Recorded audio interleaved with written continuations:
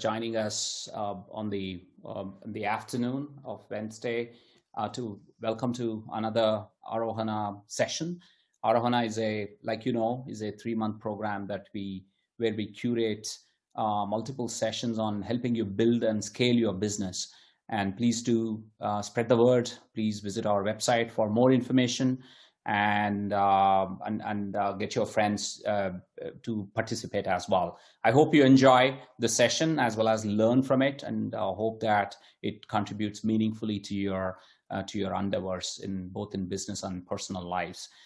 We have a very exciting session today by one of the top leading experts on consumer and marketing insights.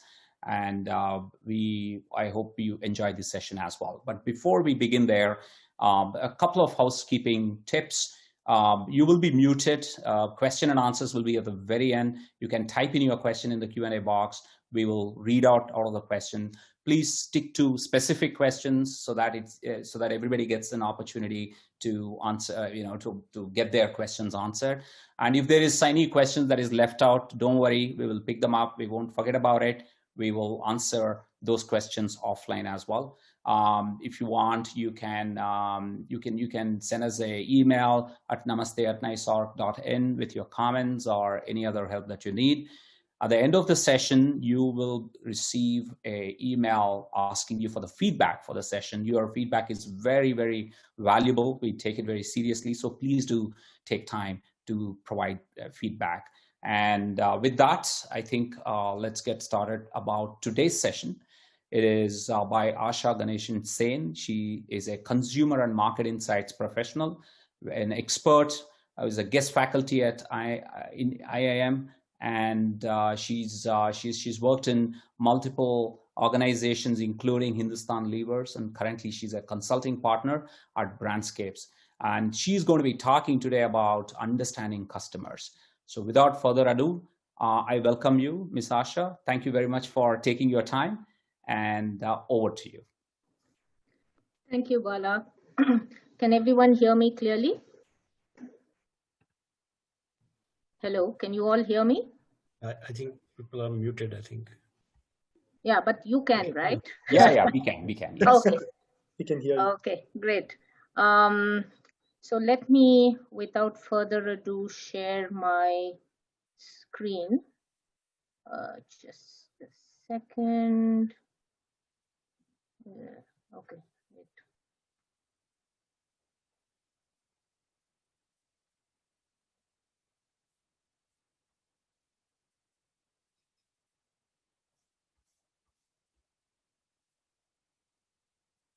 Yeah, so can you see it on presentation mode?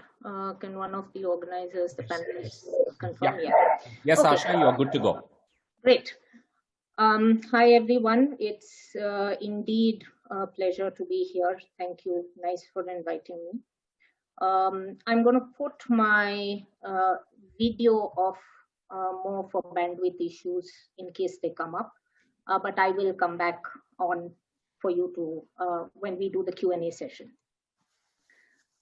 Today's session, essentially what I wanted to talk about was how to define your market to win, which is essentially talking about finding and defining on what your market is, who you want to target, understanding that market, and building a connection with your consumer or customer.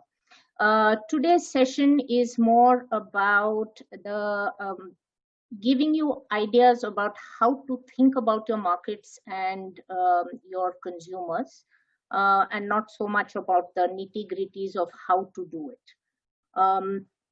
So let me just go straight on.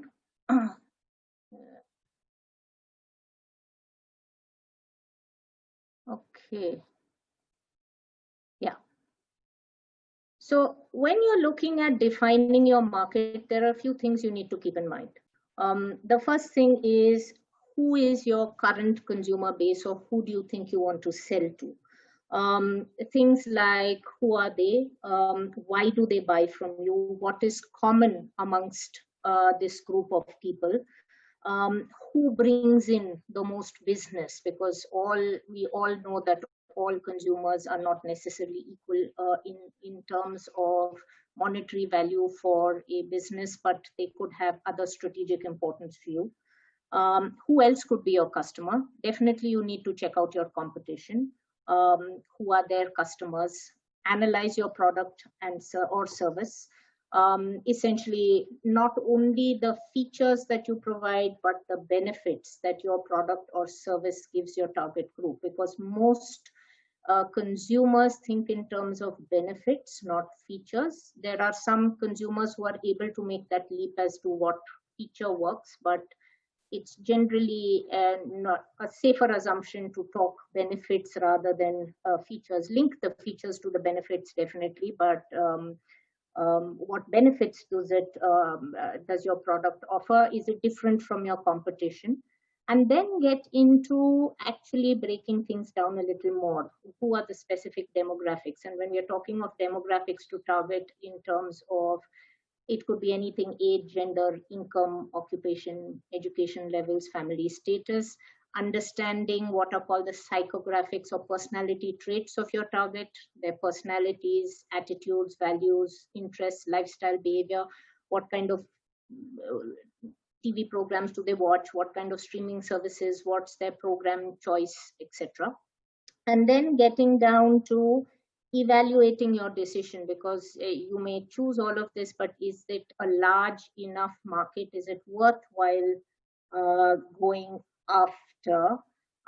When you have defined it, you need to link this back to your product or service in terms of, will they see a real value or a need for my product or service? Can I reach them easily? So you could define a market, but then will you be able to target them, reach them, talk to them easily enough? The idea is you need to strike a balance without breaking down your market into two small bits. Today, what I'm going to focus on is largely the fourth and fifth points on the slide, of which is essentially defining the market. Now, the first thing is, a market is a very wide kind of spectrum. So, I mean, we can say I'm selling in India. Now, you can be selling in India, but you're not going to be selling to everyone in India. So what is the first thing you do? You start breaking up that market or subdividing it into subsets of customers. And then those subsets could be markets. You could have more than one targets, and each of them will be distinct or different from each other, so that you will be talking to them differently. You may be designing products for them differently. You may be having pricing your products differently. So that's what segmentation is about, which allows you to, therefore, like I said, sharply target your products, sharply focus marketing, allows you to differentiate if you have more than one product or more than one brand in your portfolio, and obviously gives you higher returns. Now, the slides that follow are actually only examples. After this one, some of the ways in which you can segment markets are geographic, demographic, which, like we said, is age, income, etc. Behavioral, as in, are there consumers who consume more of your product or service, or similar products and services, in terms of, or behavioral in terms of the way they behave with respect to your product. Benefits, what are the kind of benefits? So sometimes you would find that there is a market which is looking at the same lot. For example, you may take an example of something like face products. Now, the kind of benefits that different segments will seek from that same one category could be different, and therefore you could have different segments there. And psychographics, which is, like we discussed, about personality, attitudes, etc. And most segmentations tend to be a combination of more than one of these. Now, the slides that I'm going to, that you're going to see Subsequently, they are only illustrations. Don't worry about reading what's on them. It's basically to give all of you an idea of how you can start thinking about your consumers, and what are the aspects you need to think of in order to know them better. So I'm just going to dive into giving you some examples of different types of segmentation and how these have been applied.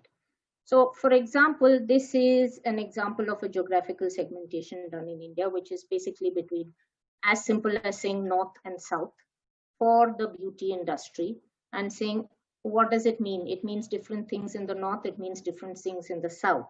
And therefore, you begin to think about the kind of products or the kind of brands you will bring to each of these geographies, in terms of perhaps ingredients that will work in each of these segments, the kind of communication cues.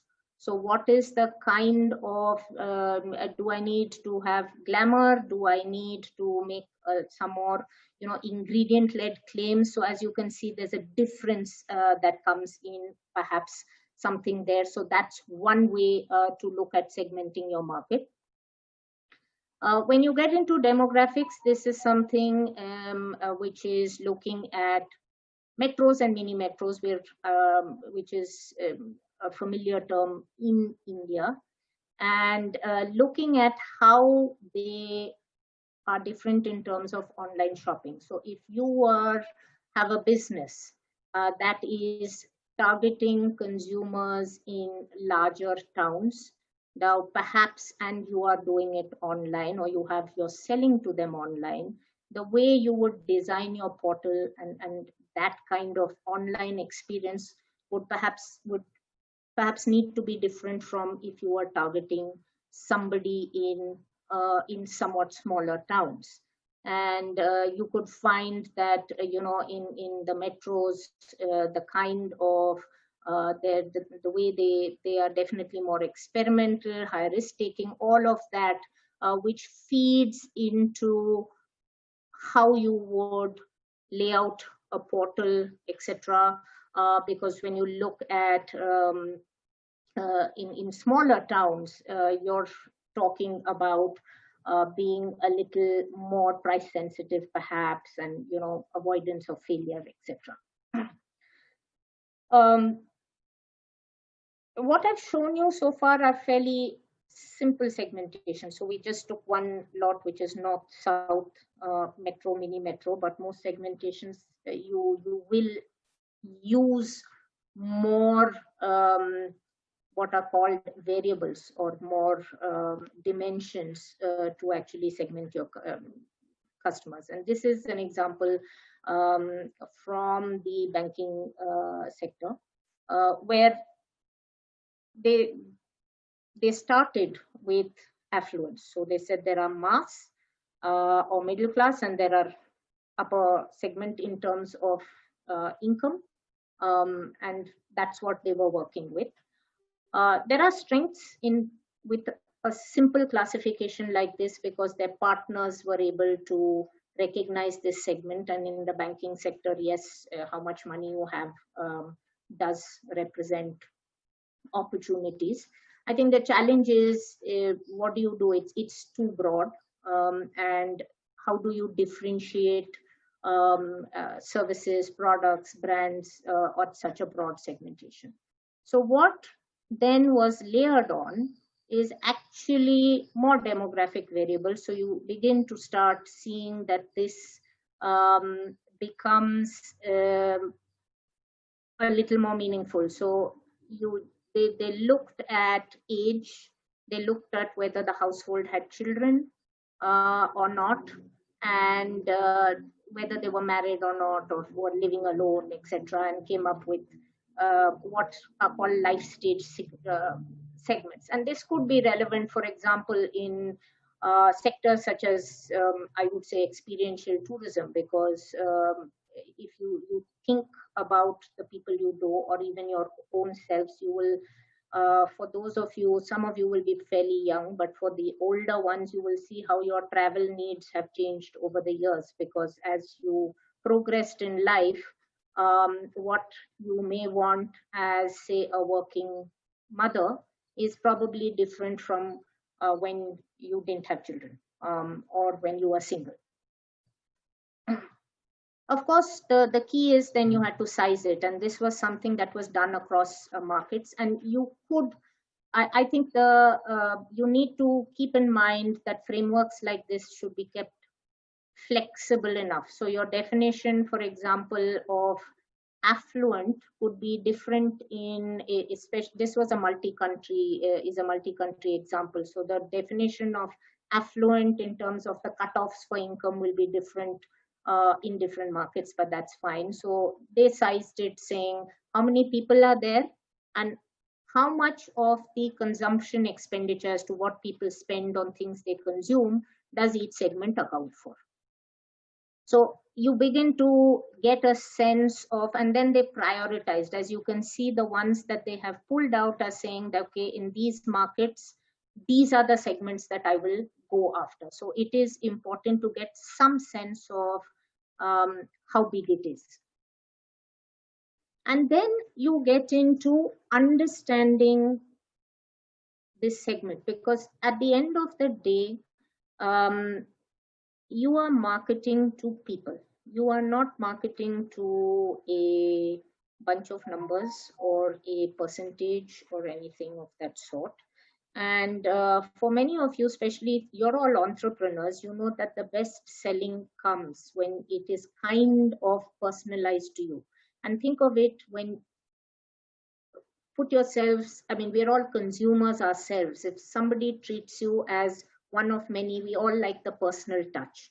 Now, if you're a biggish brand, it's very difficult. Of course, today, luckily, technology allows you to do that kind of personalization and customization, etc., digitally. But at least this begins to give you a sense of who your segment is. So if you look at working women, you're talking of working moms, and they were tended to be more educated, affluent, but family oriented, striving for a balance.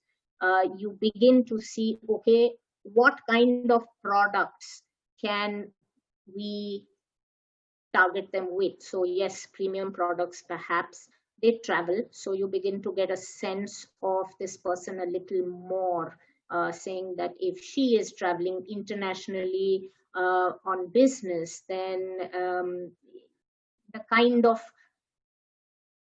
other products, other brands, markets she's been exposed to will also influence the way she will receive your brand, your product, your service. Then you get a sense of whether they eat out. So it's just basically building a persona for your segment so that you can target them better. These are moms who shop a lot, fitness conscious. So you begin to see that she begins to come alive a little more, rather than just saying working mom, right? So and all this can inform your product, how you talk to them, where you talk to them, what all of these aspects, what is the pricing that you would work with. This is an example of a volume segmentation, because as I said earlier, typically you will find that there is, especially in a lot of the F&B business and the FMCG, the fast moving, the consumer products business, you find that you will find that there are fewer customers who account for more of your volume or value for your business or your brand, or however you're defining it. And this was something that we did again. This was about payments, and you found that people who transact, very heavy transactors, that 12% of them, but they account for 25% of the transactions and 21% of volume. So as you see, they're punching above their weight, so to speak. And then again, you begin to know them a little more. The kind of data that goes into informing this, and I will show you examples of different kinds of ways of bringing your segments to life. But the idea is to get into it, because the best way of marketing to anyone is if you can get into their shoes and walk in those shoes. Another way you could segment is using benefits. So this was something that was done for scrub pads, and it was, what are the kind of benefits that people want from a scrubber which you use to wash dishes, and based on that 4 segments came up. So it was one which was looking at being tough on skins, but also antibacterial. One which is saying, I just needed to scrub my dishes. Something which another segment wanted, to be able to reach corners and edges and be gentle on the hands. So this is a different way in which you can segment markets. This is an example of psychographics, and here you can begin to see how adding personality, lifestyle, values, etc. really brings a segment to life. So this was work that was done in a market in Africa. And look at the kind of things that you can begin to, I'm not saying imagine about your consumer, but just to get to know, you get to know this consumer or this segment better as a person. So giving a name to a person, this is like characterizing it. So, you're creating what is called a persona for this segment. So this, in this case, they've said Benjamin, what is he motivated by? What does he worry about? What are his dreams in life? What are his plans? And basically that they have all the security and stability they need. And power is of importance. What does tradition mean? What does technology mean? What is money? All of this. And you begin to get a sense, this is somebody who works not because they have to, but because they want to. And as soon as you see that, all of you will begin to imagine that there is a difference as soon as I tell you that, saying, meet Benjamin who works because he wants to, he thinks it's a privilege. And there is somebody else who, say Simon, who works because he has to. Just that one sentence begins to, you begin to imagine 2 different people, and very rightly so. This is actually a mix where you're looking at demographics as well as some amount of behavior. So there is, as you can see just by the names, there is a affluent income angle to this segment. This is again about how they pay for goods and services. So are they using cards? Are they using cash? Are they using debit cards? Are they using credit cards? Because in the world of cards, debit versus credit matters. Everyone, credit tends to be a little higher, and for most banks, they make money on credit. So that's important to them. This being a market in the Gulf, therefore, as you can see, another variable or another dimension that matters is, are they Arab? Are they expats? As you can see, the kind of working. So one segment has a blue collar.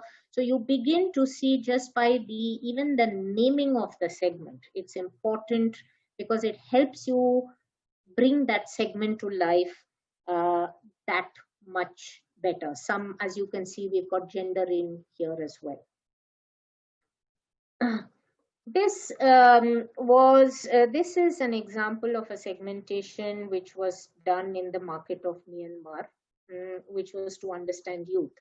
And sometimes in order to understand a market, so this wasn't actually with any specific category or brand in mind, but it was basically to understand, because Myanmar is a young country, to understand their attitudes are there. So this was a pure attitudinal segmentation.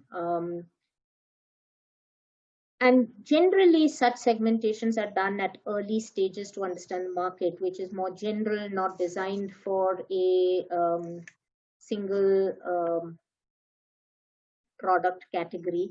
But as you can see, the kind of things we found, that they are confident, live in the moment, don't want to live by the rules, trendy, respect tech and fashion brands, and a lot of music and movies matter to them, and the kind of stuff that goes into this, that they're into outdoor adventure activities. And so the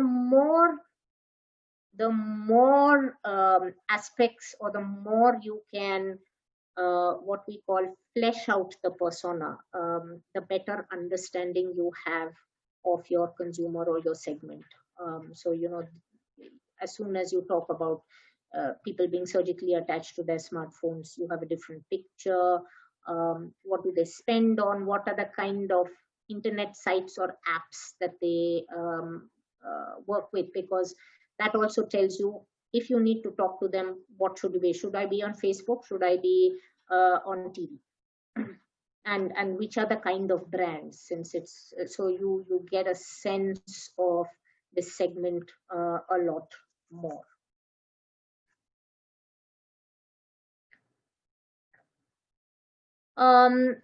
This is another example to show you how you can think about your consumer or your segment. The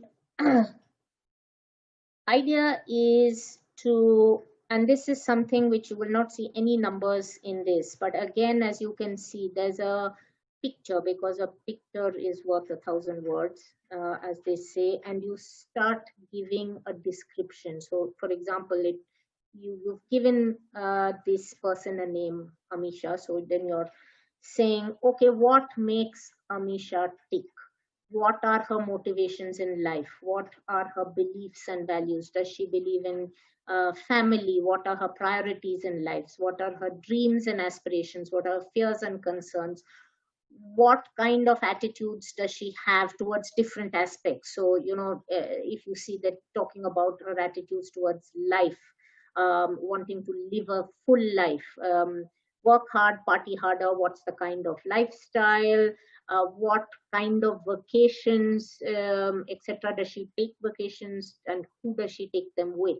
So overall, what makes Amisha tick? This was again in the beauty space. So what does beauty mean to Amisha? So and therefore, what is its importance to her? So and how does it fit into the overall grooming regimen, and what kind of brands and product choices does she make? And as you can see, if you have talked to consumers, and you don't need to formally talk to consumers, but bringing it to life with even things that they've actually said. So for example, Amisha believes that women simply spend time in buying the branded clothes, but they take the grooming section very lightly, which is about putting your look together, and it should be given equal or more attention.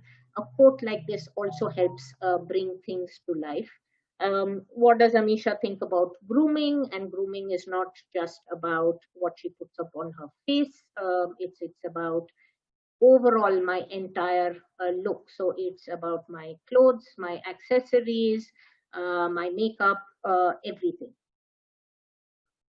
And of course, what therefore does she want from skincare? And as you can see now, this begins, if as a business, this begins to make you think about, if you are going to be selling products to Amisha, what kind of products? So you need to offer her moisturization. You need to offer her fairness products. So you begin to see, and maybe there's a different segment which wants different kinds of benefits or has different needs from skincare. what are the kind of products and brands that Amisha has started using. So the very fact that she started using anti-aging creams in her 30s is something that therefore she takes it very important. It's not so much saying that, okay, go out and sell her anti-aging creams, but it gives you an insight into how she looks and what she wants from this category and what she wants for herself, and what are the kind of products and brands she uses occasionally, and her attitude. She wants specialized products that you do so much more for you. And how do you reach her? What are her media habits? So if you're going to talk to Amisha, well, don't bother putting out TV ads or magazines, etc., because she's on OTT platforms, and that's where you will need to speak to her. Netflix, Amazon Prime, etc., Instagram, maybe Facebook, and is very active on WhatsApp. Also, so you begin to see how you can reach her. And then you are looking at role models and influencers. So if you're saying, I'm going to design communication to talk to Amisha, then what? So she's talking about well-known bloggers, and that's where she goes. So can you do something with that? So, can I create, if you create a blog which helps, then should we be associating with any of these people? So all of this, which I have talked about today, is to give you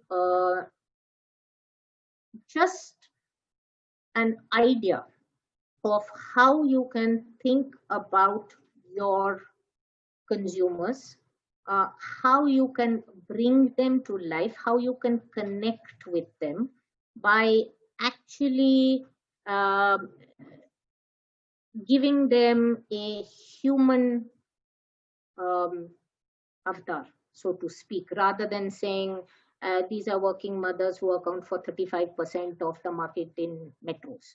Yes, it's important to know that, because you need to know how many of them are there. But when you bring this to life, then you find that will be so much easier for you to design products for your consumer, to decide what kind of pricing. So should you be, what kind of products will she be willing to pay a premium for or not? What kind of proposition works for her? So should we be talking, be on fairness, naturals, etc.? Again, I'm keeping with the skin and personal care example. Where do you reach her? Where should you be selling to her? So it's not only about where do you reach her, which is where do you, but even the kind of channels. Where does she buy from? Does she buy online? Does she, if she is going to stores, does she go to fancy stores, cosmetic stores, or does she actually pick things up in supermarkets and hypermarkets, or whatever the relevant channel for your channels for your category are? So it is important to think about your consumer in terms of all aspects, which is your product, your price, your promotion, your place, your proposition, all aspects of your business. Now, all of this looks pretty fancy. And yes, the examples I have pulled are work that was perhaps formally done, and somebody has actually spent money. But I think the question which many of you may have in your minds is that I'm a small entrepreneur. Obviously, I have budget constraints, and I think there was one of the first questions which did ask this thing. And there are always trade-offs to be made. But can you do this? Maybe not all of it, but definitely you can make a start. I think connecting with consumers is important. There is nothing stopping you from meeting and speaking with people, and you can always do this free. So if you're saying, I want to sell luxury goods, try and find a few people, talk to them, figure out what makes them tick. Something, even a few conversations is always better than saying that since I can't afford to go and speak to 200 people, I will do nothing. No, please start with whatever you can. I think the important thing is to draw up your framework of how you want to define your consumer. What are the aspects or the dimensions, or what do you need to know about him or her that is important for your product and your service? So that, and draw that up in advance, because accordingly you will process information.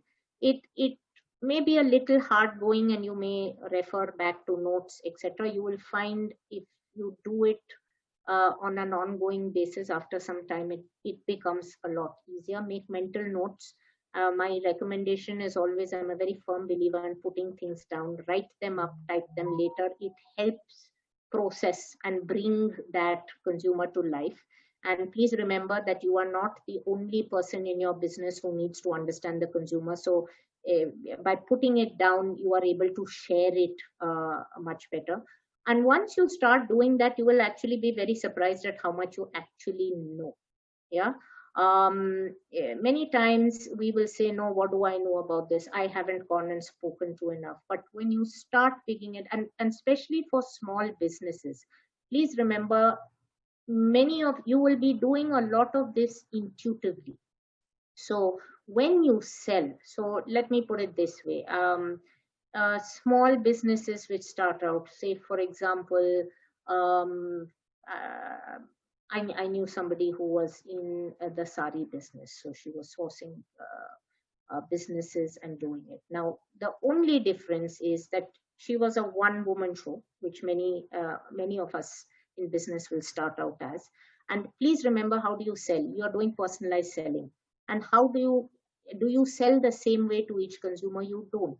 You've got an idea of how Sushma, what does Sushma want? What does Preeti want? What does Parvati want? What does Ekta want? So you have a sense, and in many ways, what are you doing? You're building personas. As you add on more customers, you're saying, oh, this person is like Ekta. Immediately you've begun to form a segment. Yes, you've started with a 2-member segment, but it is still a valid segment.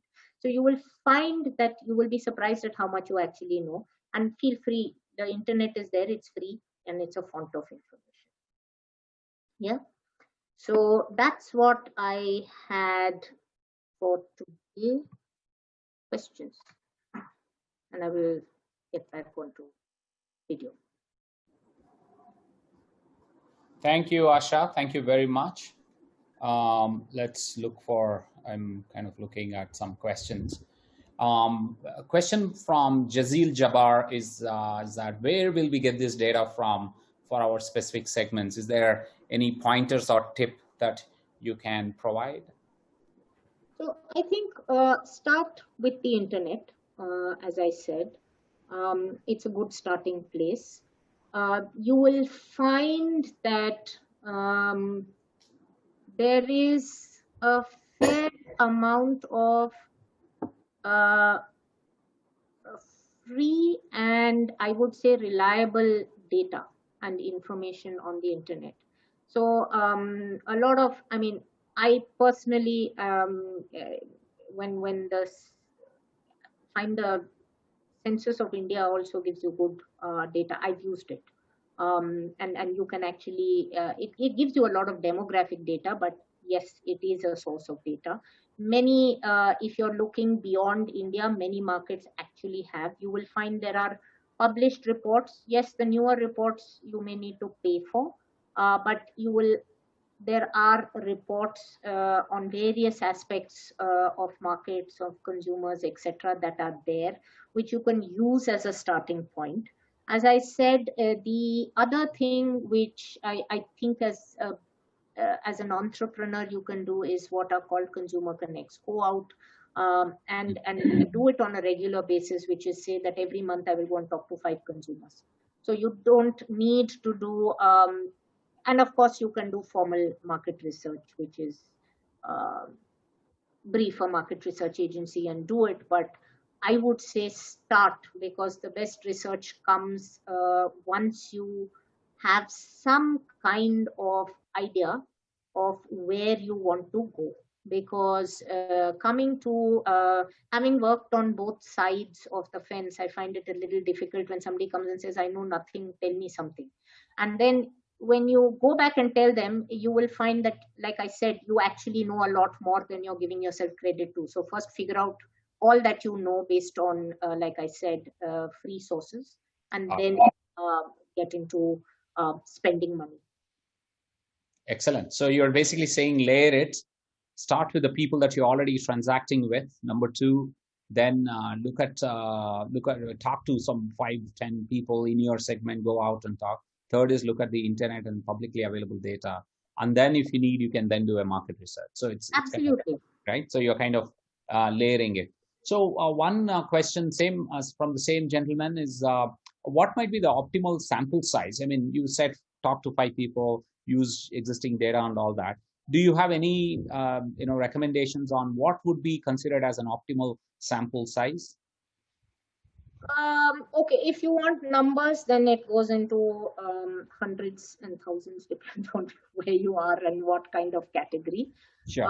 But I think the idea is to speak to people so that you begin to see some patterns.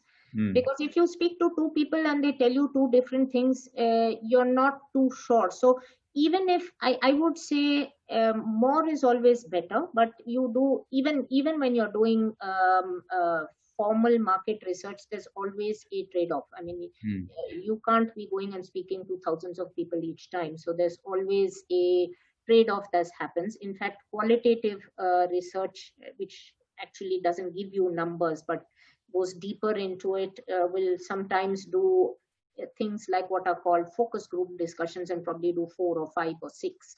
And these are groups of around 6 to 8 people. So or you would do interviews. So 5, start with a number, see if patterns are emerging, and do it. Yes, for formal, if you want to figure out and say 35%, etc., then you're talking a large number. Yeah, got it. How do you see some of the people on the call today are B2C, some of them are B2B. What do you think are the differences, how they approach this if it is a B2B scenario? I would say the principles would be the same, but the dimensions may differ. So, for example, you could be talking to a let's say a family business versus a non-family business, to make that distinction.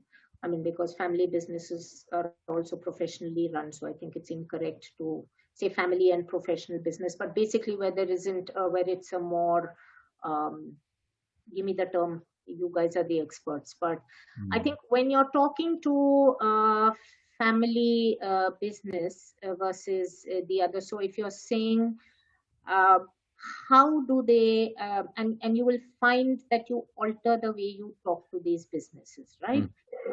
So what kind of decision making do I have to, and by the way, these are also ways of saying, do I need to strike my deal over a meal, right? Versus can I just go and give them data?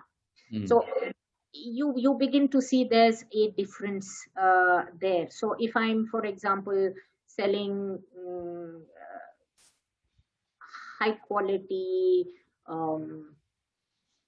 don't know, printing services to maybe a more professional sector, then I have to come across as very in that corporate professional kind of way. So the dimensions will be different, but the principles will remain the same. Got it. Any tools that they can use for running this or maintaining this segmentation details? Is there any online tools that they can use or that you can recommend? Tools, I mean, unless you're doing large scale quantitative segmentation, that's when the analysis tools come into play. But I think it's not so much a tools as I would say frameworks. And the framework, to be honest, there are no fixed frameworks for segmentation. For example, in the examples that I showed you, I mean, you could do, I can call it a demographic segmentation, but I think for each business, the what matters, as in what makes sense, will vary. So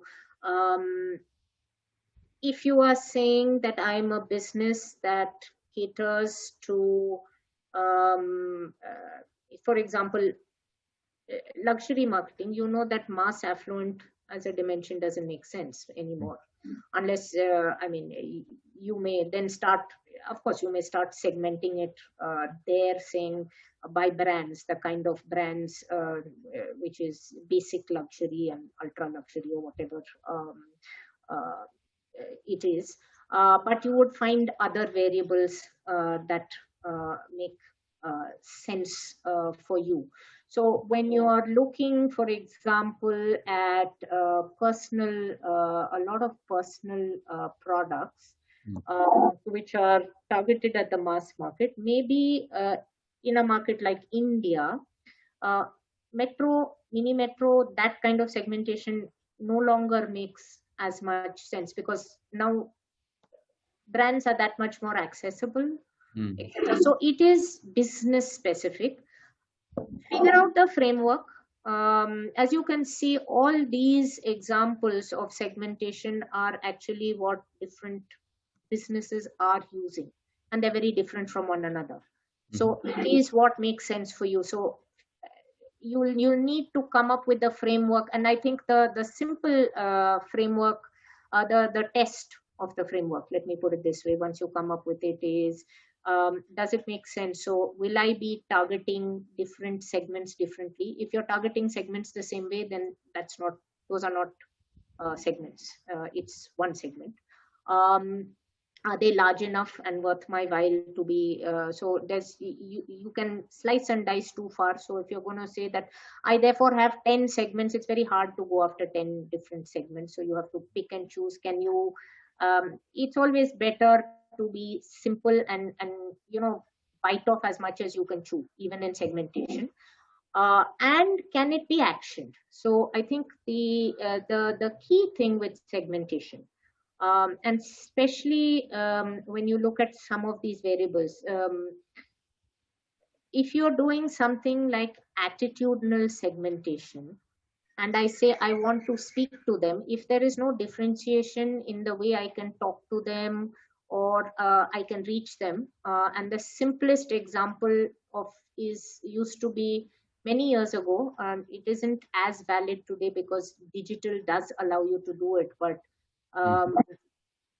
up to 15 odd years ago, when you used to use traditional media, if you had to target a segment, you had to use the same variables. You better ensure that you could fit into the kind of media data segments that you got, because otherwise, how do you speak to them? So it's very difficult to say, let me talk only to people who think that luxury products are a waste of time. How do I find them? I need more. So I think it is the thing with segmentation is it actionable, and can you actually do something with it? Otherwise, it's just fancy slides. Right. Makes sense. So you're saying make sure the segments are clearly demarcated. They are different. They are sizable enough and they are targetable, right? So these are probably the three key principles that you would apply to define the segments and then act on it. I see a bunch of questions, not just one, bunch of questions asking for some templates, frameworks online where, how can you build a questionnaire? Is there a starting point? Is there a template available? Is there a website where I can find these templates? Any pointers on that? Or if there are too many, then we can probably reach offline and share it on our blog site. Yeah, so there just some of these, there are online platforms, and there are some free tools. So I don't know if they are specifically will address defining market segmentation, but I think one of the a very cost, there are two things. One is to design your questionnaire, and then secondly is to go out and find people to answer that question. Right. So there are online tools to do questionnaires. So you have the most common Survey Monkey. There are things like Question Pro, etc. But is there some place where they have given the template of the quest with the questions itself? Yes, so they give you how to ask questions. So they give you templates, which is to say that do you want to ask it as, for example, how important is this important to you, and you can define, they will say, okay, if it is what is called a scaled question, very important, quite important, etc. So you do get options of questions. Another very reasonably, it isn't free. Google has options where you can design your own surveys, and they are quite reasonable and flexible. They're short, of course. They go on to a short. There are and that good thing about Google surveys is, I mean, you can go online and you can do Android as well. So, and they're more like that. I mean, so I mean, I can always pick out and send you a list later if you want to share. Got it. They can probably use, for example, if they have to do field questionnaires, do you recommend using interns, students from college, or people, housewives and things like that? What's your view on using them for surveys? As long as I mean, there's some basic training which you will have to give them, but especially if you're going with a questionnaire. Okay, so there's a basic difference in the way questioning happens between, say, qualitative, which tends to be by more trained researchers, because when you're asking for why and softer aspects, etc., and then you're saying the interview goes with the flow of how the discussion is going. So you need somebody who can take those cues and flow. Okay. For most quantitative studies, interviewers are not allowed to deviate from the wording of the question. So okay. I think the main thing is to ensure that there is no bias, etc. So, I mean, that would be the main aspect. But you could use housewives, you could use, by the way, all companies use, even the large companies use interns. So for stuff that are, unless it's really for smaller stuff, definitely please use interns. Okay, got it. Another question related to this is that, how about using online mechanisms like combing through social media and looking at, let's say, Instagram posts? What are people talking about? What are people writing about? What do you think about the effectiveness of that? Hugely effective. Yeah, because people are having honest conversations there, and there is actually a lot of work. And I'm sorry I didn't bring it up earlier. Also, there is a whole lot of related data. So, for example, and I should have picked an example which covered that. But for example, if you were to add on social media mining data onto something like this, you could figure out what are the other things that they are doing now online, and therefore you begin to see that where can I be cross promoting, where can I be placing talking to either in terms of designing my product or where I can be speaking to them, etc. But definitely social, in fact, a lot more and more people are turning to social media to do this kind of work, because that's where people are actually pouring their hearts out, right? If I come and ask you a question, it's the very act of my doing it. There's a little bit of formality. There's a little, so a lot of, if I can observe people in their natural setting, is definitely something that you should be doing. Looking at very seriously. Yeah, when I said the internet, I should have made it You clear meant, that okay. that's a huge area, and you'll find that actually, if you can actually do it well, I mean, if you can Right. be doing social media monitoring, Instagram, Facebook, Twitter, conversations, etc., I mean, Okay. then it works. Okay. Another question is around regional languages. Like, there is, this is by Tanushri SN, and her question is, how do you connect to customers who speak in regional language and understand their requirement? English does not help there. Any thoughts on that? It's a very simple thing. As in, even in marketing, you need to connect with your consumer in the language and in his or her surroundings. You do the same thing in research. So when you're speaking, I may design my main questionnaire in English, but and especially in a large country like India, if you're doing a pan-in, it may end up going out in 8 different languages, and then Sure. you have to bring it all back together. Definitely, if you look at, look at large brands which are pan Asia, they will have, they're not saying that they will ensure that they have even ads. Just look at television ads will be in different languages. So you're right, you have to take care of the language a bit. You will learn as you go. And I think it's important to understand these kind of things. So, for example, you need to understand what things like metaphors. So, when I'm talking of uh, long, straight, silky black hair, what does it mean? And in some cultures, it was, I don't know, I think it's Myanmar, it said it's as silky as bees' wings. I don't know bees' wings. How they look at it is very different. Yeah. So how you look at it, this thing, and some things, I think Tanushri is very right. Some things don't translate very well into. Very well. Correct. To think if you can Right. in these languages. So feel free to. As a small business, yes, I know you're not going to have all those people in your thing, but you might know, you might have a friend, you might have somebody. Feel free to use them. I use my son for French translations also. I see. Very interesting. Very interesting. It makes sense because these are cultural businesses. You need to connect with the culture, and each culture has its own set of subtext to the language and the words and the metaphors. You are very right about that.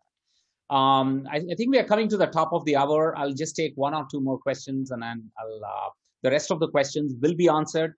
We'll take, we've got a note of all the questions here. Whatever we couldn't answer, we will compile the answers from Asha ji, and then we will post it on our blog post, so on our website. So please do watch out for that. One question. Next question is around, you said product, price, place, and proposition. Is there any other P that should be included? Promotion. Yeah, and your promotion. Yeah, so it's product, place, price, promotion, pack. Okay. Yeah. So and pack in all its dimensions. So I mean, if you're talking of a pack of a product, so for example, a pack of tea, it refers to not only the format, certain formats. For example, at one time, taller packs are more premium than shorter packs. Firmer with lid is more premium. The kind of labeling, the kind of lettering, all of that. Got it. Comes into play. That also comes into place. Okay. Sounds good. So thank you very much, Asha ji. And there is one comment I thought I would read out. I think you know this person. He said, "Hi, Asha ma'am. So good to see you. This is Chiranjeev from Brandscapes." Hi, Chiranjeev. So I thought I'd read out because I think he's very excited to see you here. So, all right. So there are a few more questions. I think it's primarily related to, help with respect to website resources, data sources, on how do we segment, is there Indian census data and things like that. We will reach out to you with those questions and compile the answers and then post it on our website so that it'll be available for people later on. Thank you very much, Asha ji. With that, if you could just skip to the next slide, I would just kind of plug in for the next session that is coming up on Saturday. Yes. If you could go to the next slide. I'm trying. Yeah, Yes. there we go. So, folks, I hope you enjoyed it. It was wonderful to have Asha ji talk about customer segments. How do you target? How do you run different? How do you create personas and all that? You need to really go deeper into your persona of the customer, their attitude, their beliefs, their aspirations, and values, and all of that. And that's where real pull for your product will get created. And hopefully, she's given you practical advice and tips on how you can leverage that. With that, the next session is going to be on 7th November, Saturday, same time. I hope we'll make a habit of this. On Wednesdays and Saturdays, 4 p.m. is when Aarohana happens. And this session topic is on business plan. How do you actually build a business plan? There is a fantastic framework called Business Model Canvas. And Manish Sharma is a veteran in that. He's a co-founder of Printo. And he also runs a advisory business which helps companies build their business plan. So many of your questions from today will actually get connected to the business plan session as well. So please do join us at the time. And until then, let's keep building our businesses. Thank you, Asha ji, for joining. It's been our honor to have you. It was a pleasure. Thank you. All right, guys. See you.